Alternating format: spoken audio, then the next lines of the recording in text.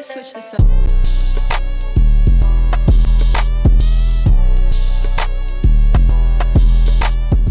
Let me tell you about why I broke up my best friend's relationship, and before y'all come for me, just wait till you hear the whole story.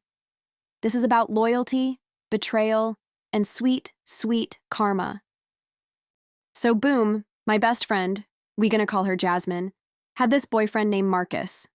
They got together junior year of high school, and when I tell y'all this man was devoted, like imagine the most loyal, loving boyfriend you can think of, then multiply that by 10. Now Jasmine, she was that girl everybody wanted to be friends with. Pretty, popular, always had the newest everything. But let me tell you what was really going on behind the scenes. Marcus treated this girl like she was a whole princess. Taking her shopping? Regular thing. Surprise dates? At least twice a week. He even got 2 jobs just so he could take her on this fancy trip for their anniversary. Meanwhile, Jasmine acting like everything he did was just expected. I remember one time Marcus spent his whole paycheck to get her these expensive shoes she wanted. Know what she did? Wore them once, then complained they wasn't the right shade. This man was working at the mall and delivering pizzas at night, and she treating his gifts like they came from the dollar store. But here's where it gets messy. Y'all remember Devin? Star basketball player? Everybody wanted him? Well, I had been crushing on Devin since freshman year. Jasmine knew this. We had whole conversations about it. I got texts from 2 years ago where she was helping me plan how to talk to him. One day, I'm at the mall with my cousin, and guess who we see in the back corner of the food court? Devin and Jasmine looking real cozy. At first, I'm thinking maybe they just ran into each other, but then he kissed her. Y'all, my heart dropped to my feet. Here's my supposed best friend, with a whole devoted boyfriend and my crush, the audacity. But wait, it gets worse. I start paying attention, and this ain't no one-time thing. They've been sneaking around for months. All them times she said she was studying at the library, she was with Devin. All them girls' nights she was supposed to be having, with Devin. What really got me was when Marcus started asking me for gift ideas for their anniversary. This man was planning this huge surprise, talking about getting a promise ring and everything. Meanwhile, Jasmine out here playing him like a game. I sat on this information for 2 weeks, feeling sick to my stomach. Every time Marcus came around, being all sweet and caring, I wanted to scream. Every time Jasmine was texting Devin right in front of him, acting like she was on Pinterest. Then came the day that broke me. Marcus showed me the ring. Y'all, this man had been saving for months. It was beautiful, and he had this whole plan to propose at their favorite spot. That's when I knew I had to say something. I went to Marcus's house that night. I remember sitting in my car for like 30 minutes just trying to get the courage. When I finally knocked on his door, my hands was shaking. First thing he did was offer me something to drink, being all nice like always. I just burst into tears. Right there in his mama's living room, mascara running and everything. I pulled out my phone and showed him everything I had. Pictures from my cousin at the mall. Screenshots from other people who'd seen them together. Texts from Jasmine herself talking about how she was living her best life with both of them. Marcus just sat there, quiet. For a minute, I thought he was going to be mad at me. But then I saw a tear roll down his face. Y'all, seeing this strong man cry? It broke my heart all over again. That's when we made our plan. See? Jasmine thought she was slick, but we about to show her what karma looked like. Marcus pretended everything was normal for a week. Meanwhile, he was gathering his own evidence. Got his cousin to follow them one day. Had his friend work as a waiter at the restaurant where Devin and Jasmine liked to meet. Then came the day of the surprise. Marcus told Jasmine to dress up nice because he was taking her somewhere special. She probably thought it was the proposal. He drove her to this fancy restaurant, the same one where they had their first date. But when they walked in, the whole squad was there. Her parents, his parents, all our friends, and Devin's girlfriend. Yeah, plot twist. Devin had a whole girlfriend too. Marcus had set up a whole PowerPoint presentation, called it a love story. First slide was them together, all cute. Next slides, all the evidence. Pictures, texts, videos. Even had time-stamped receipts from places where she'd been with Devin using the credit card Marcus had given her for emergencies. The look on Jasmine's face? Priceless. She tried to run out, but her mama blocked the door, made her sit there while Marcus laid out the whole thing. Devin's girlfriend jumped up at one point, had to be held back by like 3 people. Was I wrong for helping expose her? Maybe some people think so, but let me tell you something. Loyalty goes both ways. You can't expect people to keep protecting you while you out here hurting everyone around. Okay, guys, here's the next story, and get your popcorn, because you don't want to miss this one. Y'all, let me tell you about how I found out my homophobic boyfriend was actually gay himself. And when I tell you this story is wild, baby, grab your popcorn because this tea isn't just hot, it's boiling. So boom, I'm in my sophomore year of college, right? Living my best life at this big university down south, focused on my studies and my sorority stuff. I'm talking about full scholarship, making the dean's list, doing my thing. I wasn't even looking for a relationship for real. That's when I meet Justin at this Greek party. Now listen, when I tell y'all this man was fine, like the type of fine that make you forget your own name for a second. 6'2", chocolate skin, muscles on muscles because he played basketball, and he had them dimples that should be illegal in at least 3 states. Let me set the scene real quick. It's this huge party at the Alpha House. Everybody who anybody was there. I'm there with my girls, wearing this new red dress I had just bought, feeling myself. Justin walks in with some of the basketball team, and baby, the whole room noticed. He came up to me at the drink table, talking about, you gonna make me mess up my game tomorrow looking that beautiful. Smooth, right? Got them perfect white teeth, smell like he just stepped out of a magazine. We end up talking the whole night. Found out he just transferred in from this college up north. Had this basketball scholarship, studying business, wanted to open his own sports agency one day. Speaking all proper and professional, you know the type. The kind of guy your mama dream about you bringing home.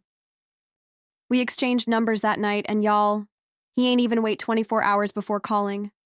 None of that new age texting stuff. Man called me on the phone like a gentleman. Asked me on a real date, dinner and everything. First couple months was like a whole Disney movie. He taking me on dates every weekend, showing up to my classes with coffee and them little muffins I like, waiting for me after my study groups. Even my hard-to-please roommate was like, girl, you found yourself a good one. My whole friend group loved him at first. I had this real diverse crew, you feel me? Some from my classes, some from my sorority, some from my part-time job at the library. Gay, straight, whatever. We all just vibed together. Like, for real, some of my best friends was gay and it wasn't never no thing. That's when them little red flags started popping up. But you know how it is when you sprung, you making excuses, trying to explain everything away. First time I noticed something was off was at this kickback at my apartment. My friend Marcus, sweet boy from my English class, gay and proud about it, was telling us about this new guy he was seeing. Nothing explicit, just normal relationship stuff. Justin got up in the middle of the story and went outside. Said he needed some air. When I followed him out there, that's when I got my first taste of his real attitude. He going off about how he don't need to hear about that lifestyle and how it's not what God intended. I was shocked because up until then, he had been nothing. I tried to talk to him about it. Like, these my friends, you can't be disrespecting them like that. He gave me this whole speech about how he was raised in the church, how his daddy was a pastor, how he was just trying to help people live right. Looking back now, I should have seen what was really going on. 'Cause ain't nobody that worried about what other people doing unless they got their own stuff they trying to hide. But it got worse. We'd be at parties, and if any of my gay friends started dancing nearby, Justin would straight up grab my arm and move us across the room. If we was at the cafeteria and my friend Andre sat with us, Justin would suddenly need to go study. Always had some excuse, always had some slick comment. Then came all the rules. He ain't want me hanging out with my gay friends without him there. Said he was protecting me from that influence. Started checking my phone, asking who I was texting, getting mad if I was going to certain parties. One day he went too far. We at this party at the Kappa House. One of them big functions where everybody show up looking their best. Andre, my best friend since freshman year, was there looking fabulous as always. He always dressed like he stepped off a runway. Andre comes over to where me and Justin standing, asks if I want a drink since he's heading to the kitchen. Normal friend stuff, right? But Justin, he snaps. Like, full-on loses it. Nah, I'll get her drink. You ain't her man. Stop trying to act like you her man, you sissy. The way he said it, like pure venom. The whole room got quiet. Like, you could hear a pin drop. Music still playing, but everybody watching this scene unfold. Andre looking shocked. I'm standing there with my mouth open, and Justin just going off. Always trying to be around her, acting like you straight when everybody know what you really about. Stay in your lane before something bad happened to you. Andre, trying to be mature, walks away to get his own drink. But when he comes back, baby. He throws that whole cup of cranberry vodka right in Justin's face. Now let me tell you something about Justin. He was known for his temper on the basketball court. But what happened next? This was different. He jumped on Andre like he had been waiting for this moment. Security had to break them up. Andre's cute outfit was torn, his lip was bleeding. Justin looking crazy, still trying to get at him even with 3 people holding him back. I'm in the middle trying to stop it. Crying, makeup running everywhere. That's when Andre said them words that changed everything. Ask your man about last night.